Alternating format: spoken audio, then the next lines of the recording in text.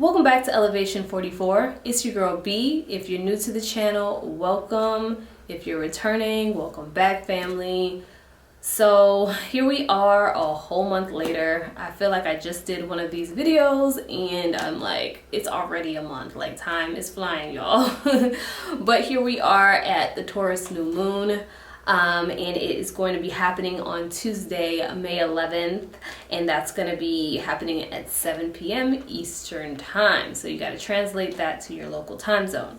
Now, before I dive into the Taurus new moon, I'm just going to quickly stop and ask you all, how did you fare with the Scorpio full moon? I feel like a lot of people were feeling this energy very, very intensely. I mean, Scorpio full moon is already an intense full moon, but the fact that it coincided with the Pluto retrograde, I think really took the intensity up a lot. And that energy is still very, very present. I know I feel it. I know other people around me say that they're still feeling it. It is really triggering a lot internally for a lot of people. And I just think that just because it happened to coincide with that full moon energy, it just really made it more potent, more prevalent energy-wise in what we're seeing and feeling even long after that full moon has gone. So I think this energy is definitely going to be sticking around for a while. And I would love to know how you are faring with it. Drop your comments down below. Let me know how the energy is treating you. How is this Pluto retrograde treating you? And if you are new here and you're like, what is Pluto retrograde? I have a whole video where I talked about Pluto retrograde and I broke it down and how you can, look at what area of life is impacting you based on what house your Pluto is transiting in. Okay, so you want to go ahead and check out that video. I'll leave it down in the description box below to help you.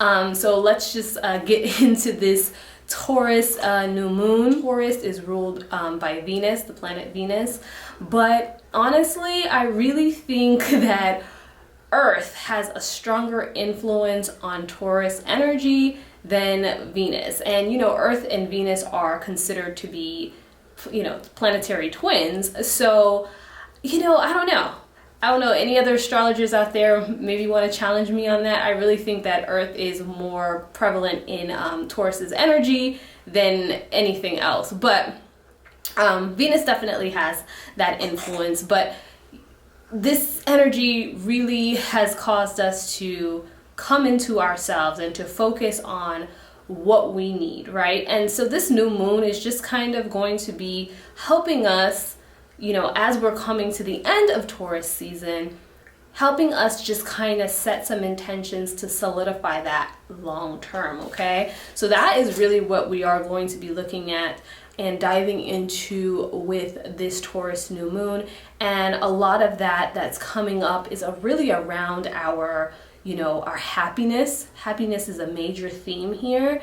And that's really tied mostly to our material and financial security. And it's really tied to a lot about our pleasures that we get through those material gains, through our financial independence. And it's also tied a lot with our self-worth. What do we feel like we are worth? What do we think that we deserve, right? Also testing our patience levels, because we're talking about going the long haul, going the distance. So patience is definitely something that is popping up here as a theme. And also stubbornness, because that Taurian energy, while it's all things like patience is one of the great traits of this Taurian energy. It gives us the focus and it gives us the stability to hunker down, but also it can be very stubborn, slow to move, slow to change, that type of thing. So, there's two sides of a coin and there are benefits and there are challenges. So that is one of the challenges that is definitely coming up as a theme as we dive in here, okay? So when I talk about the financial independence piece, a lot of us are really focused, not necessarily, I'm not saying it's money based for a lot of us, When I say financial freedom, it is the freedom, the overall freedom that it gives us. It doesn't even necessarily mean money. It's the abundance factor that we don't have to worry.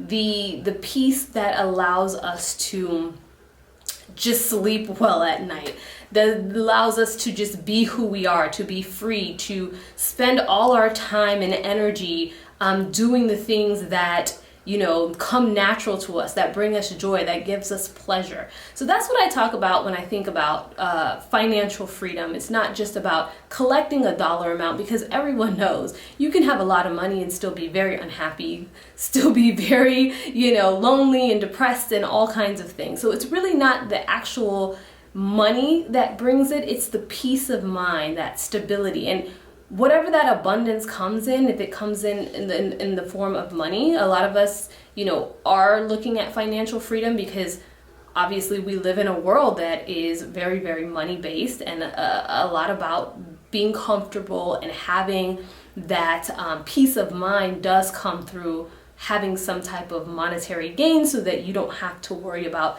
the day-to-day things like, how am I going to pay my bills? How, you know what I mean? Am I going to eat? That type of stuff. So it's really about ownership of that, and ownership of the material items, or the things that we feel that are going to give us joy and pleasure, and not from a materialistic standpoint, because that's another flip trait of Taurus's energy, or Taurian's energy, is that, you know, you can get very caught up in the material and wanting to have just to have. And it's not even necessarily about that. It's just about ownership of the items that make us feel good, that we get to enjoy on a day-to-day. Because while life is while we're here, and while life is, you know, exists to teach us these lessons, we are also here to enjoy. Yes, we have challenges. Yes, we have things, hurdles and stuff that we have to jump through, because that's how we learn. But we're also here to enjoy the journey as well, as we're learning, as we're growing, okay? Which brings me to my next point, which is really about mindfulness, right?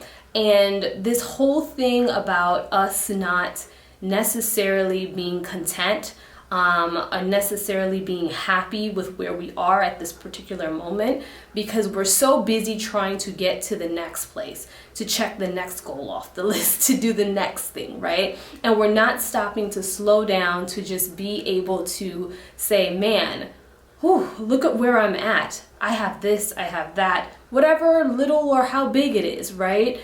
Just being appreciative, because gratitude is what brings in more. That energy of gratitude is what magnetizes and attracts more. So you're not constantly forcing and pushing out to go get something. You're actually magnetizing it, or bringing it in, or attracting it in, because of the energy that you have, the way that you radiate. It's just pulling all those things that's vibrating on the same level to you, right?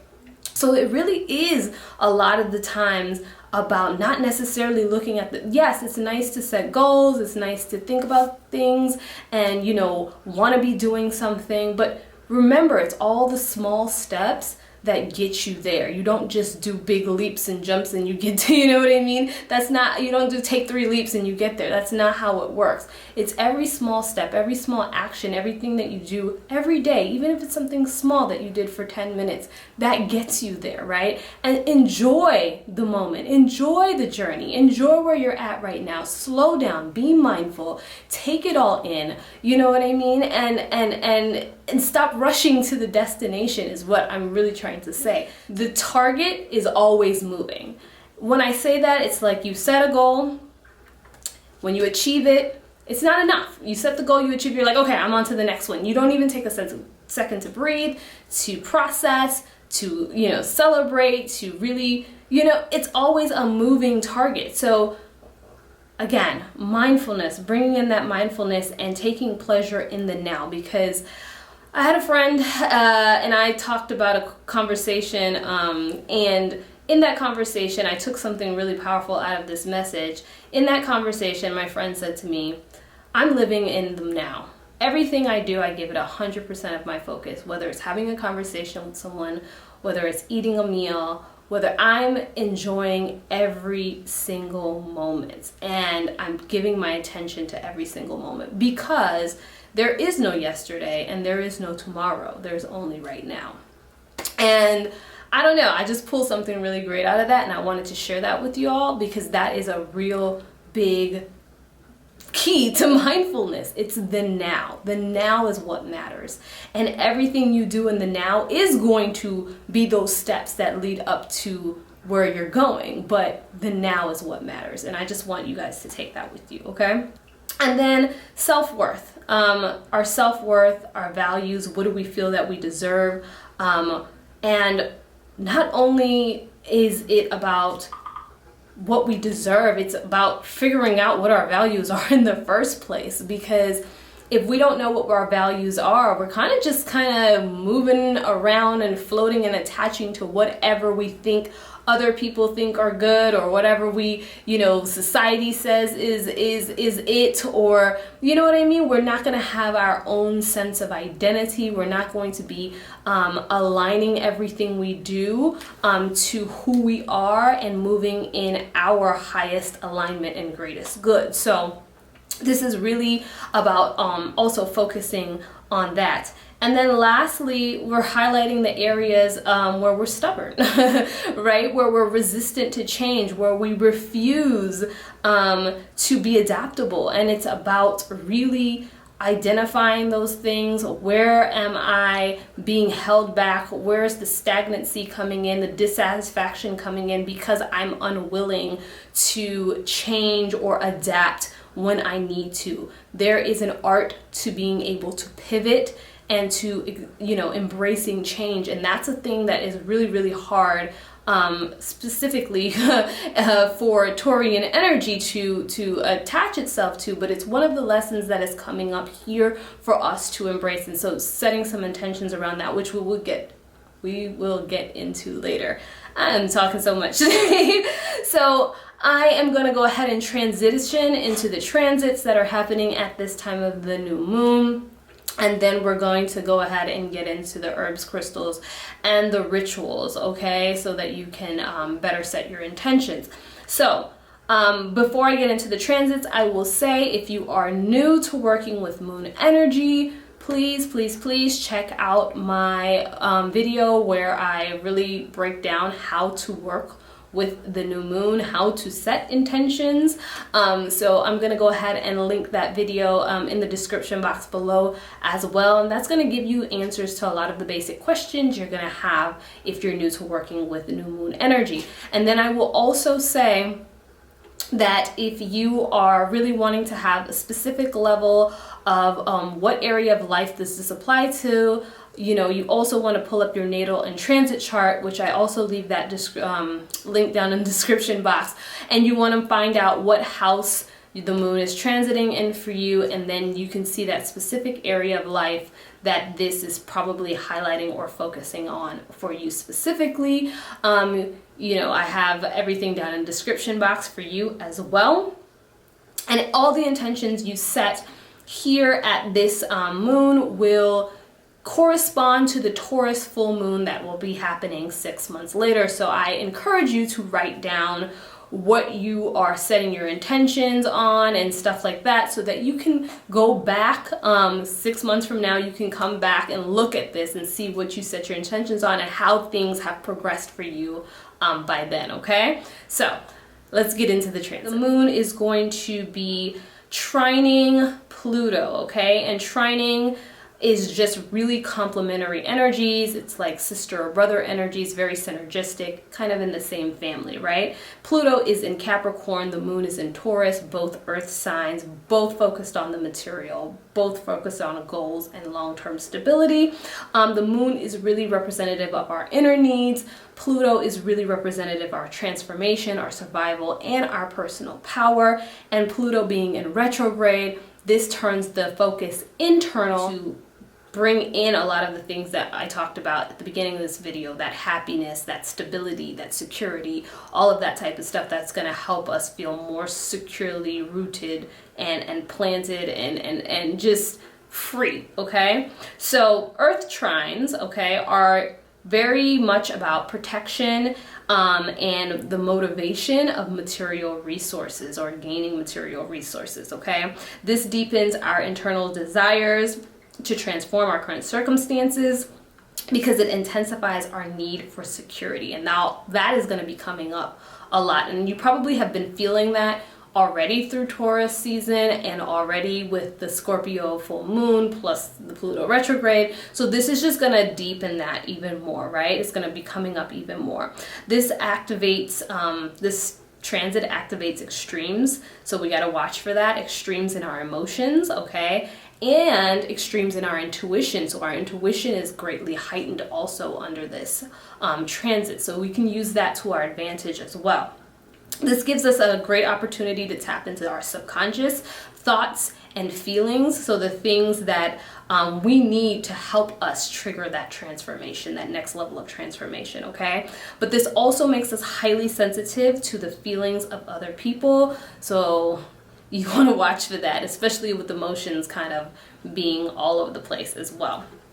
The other transit that's going to be happening is the moon is going to be sextiling Neptune, which is in Pisces, okay? So the sextile is just a very easy exchange of energy, and Neptune is really representing our dreams, our ideals, but it's also a representative of our, deception, where we deceive ourselves, okay? Or we can be duped.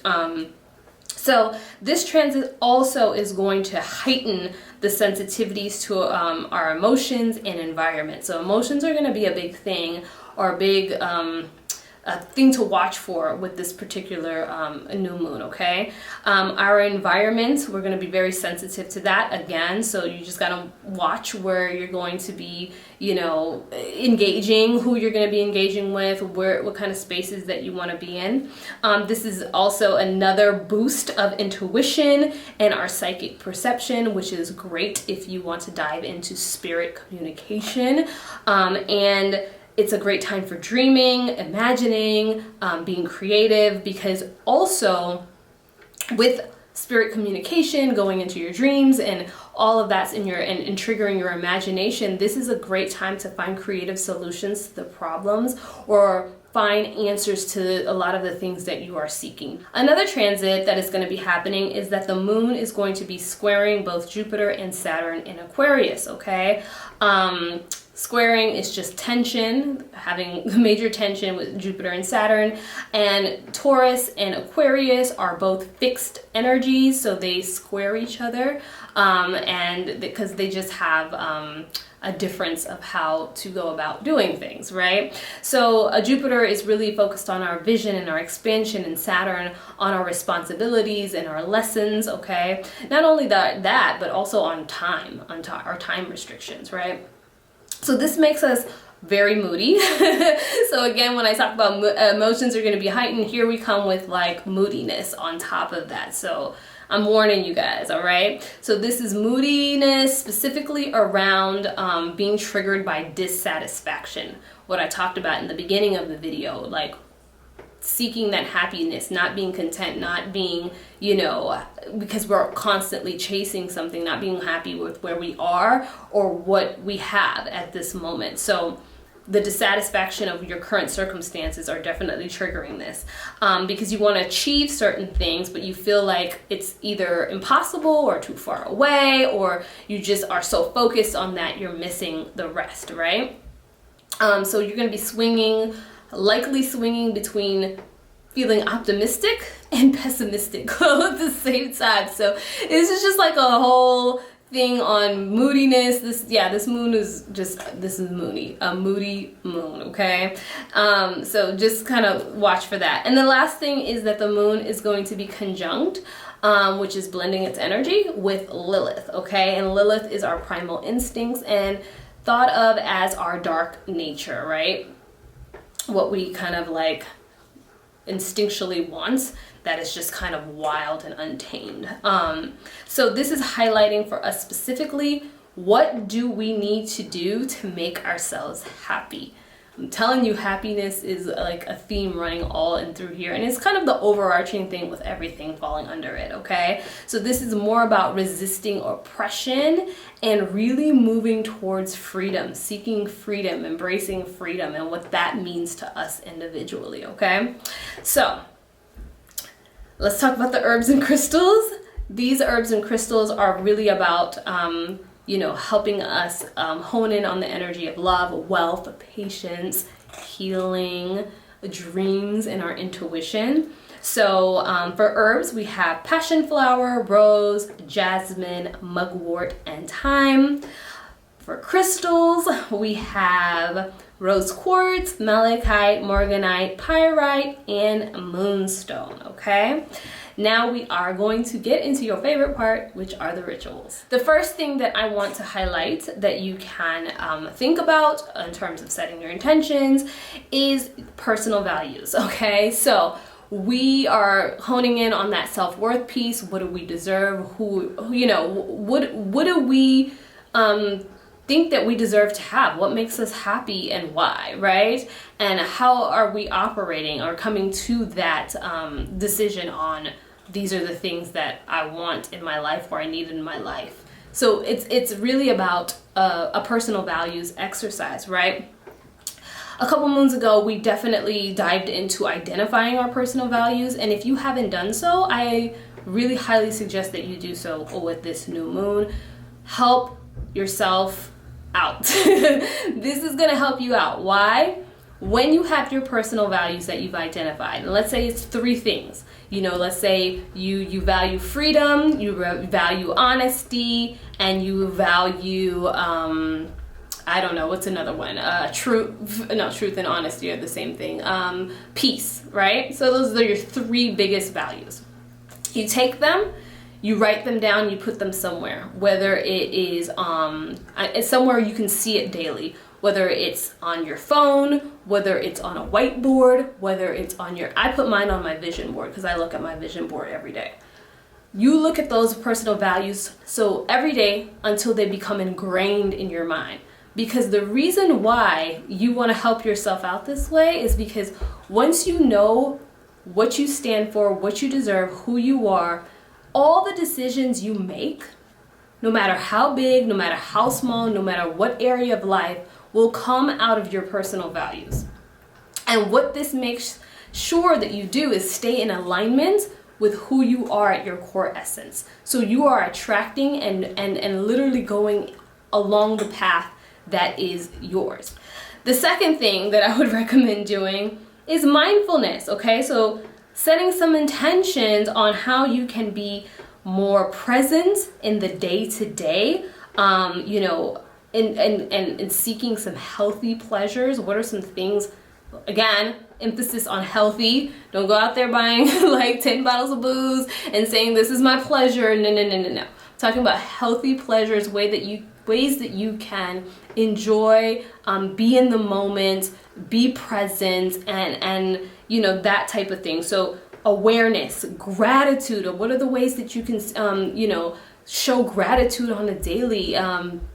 These are the things that you want to focus on, the simple pleasures, maybe sitting down and enjoying your meal without any distractions, maybe going for a walk in nature without your phone or anything, and just going for a walk and just, taking in nature in your neighborhood, or whatever it looks like to you. I hope you get the gist. But the third thing is money in abundance. Your money in abundance rituals and setting intentions about bringing in whatever you seek in terms of financial freedom, in terms of your material possessions. That is a prime thing to do under this energy. So I would definitely focus on that. Also, if you are specifically trying to do anything earth-wise, like land, purchase property, land, make a farm, a garden, anything like that, I definitely think that this is also a boosted addition to your, calling in money, abundance, and then all of those like earthly matters like a home, anything that's like gonna ground you, root you, land, that type of thing. I'm repeating myself.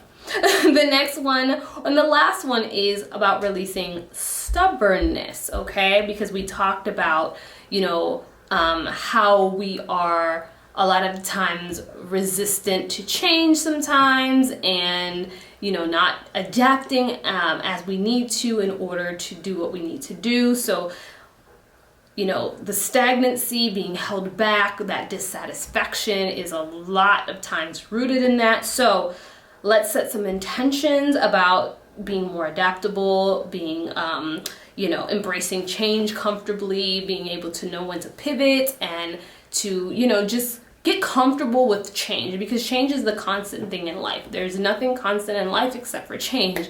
So it's something that we need to be comfortable with in all aspects of life. So I have talked a lot this video. Like, I feel like my throat is parched. Let me know. Whew. What house is Taurus in for you? If you are a Taurus moon, hey, gang, gang, shout yourselves out below. And yeah, let me know how you guys have been faring with Taurus season and the Scorpio moon and all of that stuff. I always look forward to reading your comments, and I'm going to see you all in the next video. Happy new moon, happy setting your intentions. I hope that you get all the abundance and all of what you are seeking and aligning yourself to. I really, truly hope that for all of you, okay? See you in the next video. Peace.